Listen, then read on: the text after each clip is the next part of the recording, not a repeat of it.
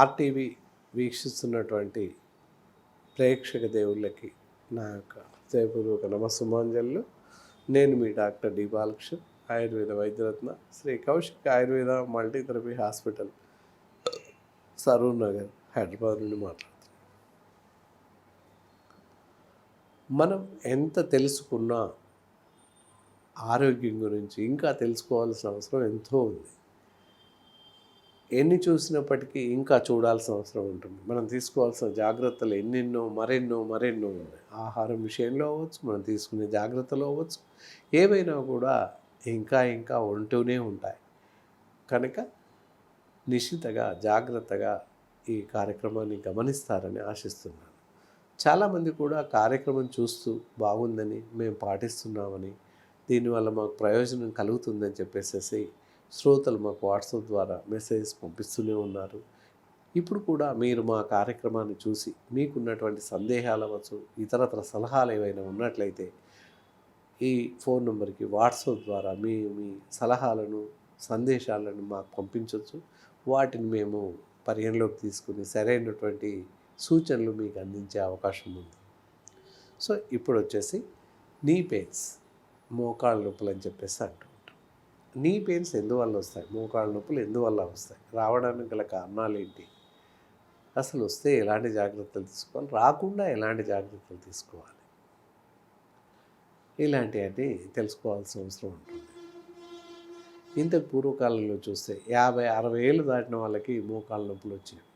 ఇప్పుడు అలా కాదు, 40 ఏళ్ళ వాళ్ళకి కూడా మోకాళ్ళ నొప్పులు వచ్చేస్తున్నాయి. కారణాలు ఏంటి అంటే సరైనటువంటి ఆహారం తీసుకోవట్లేదు, పోషక విలువలు కలిగినటువంటి ఆహారం అసలు తీసుకోవట్లేదు. సో అదంతా కూడా ఈ శరీరం పైన పడుతుంది. మరీ ముఖ్యంగా ఇప్పుడు నగర జీవన విధానంలో బహుళ అంతస్తుల ఇళ్లల్లో ఉంటున్నాం. అన్ని చోట్లలో లిఫ్ట్ ఉండే అవకాశం ఉండొచ్చు, ఉండకపోవచ్చు. సో దానివల్ల ఏంటి, మెట్లు ఎక్కడం దిగడం మనకున్నటువంటి సమస్య వాటి వల్ల వస్తుంది. గబగబా ఎక్కడం, గబగబా దిగడం చేస్తున్నాం. మనకున్నటువంటి సమయం, సందర్భం ఏదైనా అవ్వచ్చు. గబగబా ఎక్కి దిగడం, అలాగే బరువులు ఎక్కువ మోయడం, మనం మోయలేనంత బరువు మోయడం, వీటన్నింటి వల్ల కూడా మోకాళ్ళ నొప్పులు ఎక్కువగా వచ్చే అవకాశాలని అందువల్ల వస్తున్నాయని చెప్పొచ్చు. మరి ఏం చేస్తే రాకుండా కాపాడుకోవచ్చు? సేమ్ బరువులు తక్కువ మోయడం, అవసరం ఉంటే తప్ప మెట్లు ఎక్కడం దిగడం చేయకూడదు. మెట్లు ఎక్కుతున్నప్పుడు దిగుతున్నప్పుడు సైడ్ ర్యాంప్, పారాఫిట్ వాల్ పట్టుకొని మెల్లిమెల్లిగా కిందికి దిగడం, మెల్లిమెల్లిగా ఒక్కొక్క మెట్టు చొప్పున పైకి ఎక్కుతూ వెళ్ళడం చేయాలి. ఇలా చేస్తే మన మోకాళ్ళ పైన, నీస్ పైన బరువు పడదు. అందువల్ల కొంత టైం ఎక్కువగా తీసుకుని వాటిని నొప్పి రాకుండా కాపాడుకునే అవకాశం ఉంది. కాబట్టి ఈ జాగ్రత్తలు పాటించాల్సిన అవసరం ఎంతైనా. అలాగే అన్ని రకాల విలువలు కలిగిన, పోషక విలువలు కలిగినటువంటి ఆహారం ఎక్కువగా తీసుకోవాలి. రోజు ఉదయం సాయంత్రం 1 కప్ మిల్క్ తాగండి తప్పకుండా. అన్ని రకాల ఆకుకూరలు తినండి. మునగాకు, మునక్కూర, మునక్కాళ్ళు, ఇలా రకరకాల కూరలు ఎక్కువగా తీసుకోండి. ఆకుకూరలు ఎక్కువగా తీసుకోండి. అలాగే నాన్ వెజిటేరియన్స్ అయినట్లయితే మటన్ పూర్తిగా మానేసేయండి. మటన్ తీసుకోవడం వల్ల కూడా కీళ్ళ నొప్పులు, ఎముకల నొప్పులు ఎక్కువగా వస్తుంటాయి.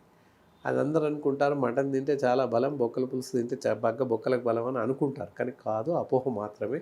తినకూడదు. దయచేసి మటన్ పూర్తిగా మానేయండి, అవాయిడ్ చేయండి. అలాగే ఫ్రాన్స్, రొయ్యలు, ఎండు చేపలు మానేసేయండి. ఇక చూస్తే చికెన్, ఎగ్, ఫిష్ ఇవి తినవచ్చు. వాటి వల్ల మనకి సరిపడేంత శక్తి వస్తుంది. అలాగే మరి ఇంకపోతే junk foods, fast foods, cool drinks ఇవన్నీ కూడా పూర్తిగా మానేసేయండి. మిగతా అన్నీ తినేసేయండి. ఇది ఆహారం విషయంలో సరైనటువంటి జాగ్రత్తలు అన్నమాట. ఈ విధంగా తీసుకుంటే తగ్గుతుంది. కొంతవరకు మన మోకాళ్ళను మనం కాపాడుకోవచ్చు. ఇక నొప్పి రాగానే, నొప్పి వస్తుంది అనగానే వెంటనే ఆలుగడ్డలు, వంకాయలు, గోంగూర, పెరుగు ఇలాంటివన్నీ మానేస్తుంటారు. ఇవన్నీ కూడా మన శరీరానికి బలాన్ని చేకూర్చే, తక్షణంగా శక్తిని ఇచ్చేటటువంటి పదార్థాలు. వాటిని మానేస్తున్నాం. పాలల్లో కాల్షియం ఉంటుంది, ఫోలిక్ యాసిడ్ ఉంటుంది, అలాగే సబ్ మినరల్స్ ఉంటాయి. ఎముకలకు శక్తినిచ్చే ఫోలిక్ యాసిడ్, కాల్షియం ఆ రెండు మానేస్తున్నాం. విటమిన్ డి ఉంటుంది, అది మానేస్తున్నాం. అలాగే బంగాళదుంపల్లో మెగ్నీషియం, ఫాస్ఫరస్ ఉంటుంది. ఫాస్ఫరస్ కూడా ఎముకలకు బలాన్ని చేకూరుస్తుంది. సో ఇకపోతే వంకాయలు, బ్రింజాలు అవి కండరాలు పట్టును తెస్తుంది, అది మానేస్తున్నాం. గోంగూర ఇది పీచు పదార్థాన్ని పెంచుతుంది అండ్ డైజెషన్ సిస్టంలో హెల్ప్ అవుతుంది. అది ఇలా ఈ బలవర్ధకమైన ఆహారం తప్పకుండా తీసుకోవాల్సిన అవసరం ఉంటుంది, మానేయకూడదు. అలాగే నొప్పి ఉంది అనగానే మెడికల్ షాప్కి వెళ్ళిపోయి ఏదో ఒక నొప్పి గొల్లు వేసుకోవడం సంభవిస్తుంది. అలా ఎంత మాత్రం చేయకూడదు. అలా చేయడం వల్ల నొప్పి తగ్గకపోగా ఇతరత్ర అనారోగ్య సమస్యలు వస్తాయి. అప్పటికప్పుడు తగ్గినప్పటికీ తర్వాత దాని యొక్క అనారోగ్య లక్షణాలు మన శరీరం పైన పడతాయి.